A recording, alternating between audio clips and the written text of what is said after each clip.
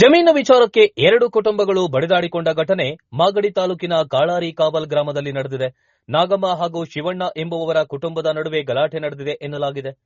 ಗ್ರಾಮ survey number 7/1ರಲ್ಲಿ 1 ಎಕರೆ 18 ಗುಂಟೆ ಅತಿಕ್ರಮ ಪ್ರವೇಶ ಮಾಡಿದ್ದು, ಯಾರೂ ಇಲ್ಲದ ಸಮಯದಲ್ಲಿ ಕೋಳಿ ಶೆಡ್ ನಿರ್ಮಾಣ ಮಾಡಿದ್ದಾರೆ.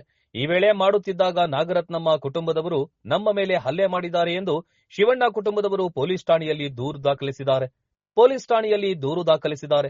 ಗಲಾಟೆ ವೇಳೆ ಹಲವರಿಗೆ ಗಾಯಗಳಾಗಿದ್ದು, ಪ್ರಕರಣ ದಾಖಲಿಸಿಕೊಂಡ ಪೊಲೀಸರು ಎರಡು ಕುಟುಂಬದವರ ದೂರುಗಳನ್ನು ದಾಖಲಿಸಿಕೊಂಡಿದ್ದು, ಮಾತಾಡಿ ಸಮಸ್ಯೆ ಬಗೆಹರಿಸಿಕೊಳ್ಳುವಂತೆಯೂ ಕೂಡ ಹೇಳಿದ್ದಾರೆ ಎಂದು ಶಿವಣ್ಣ ಕುಟುಂಬಸ್ಥರು ತಿಳಿಸಿದ್ದಾರೆ.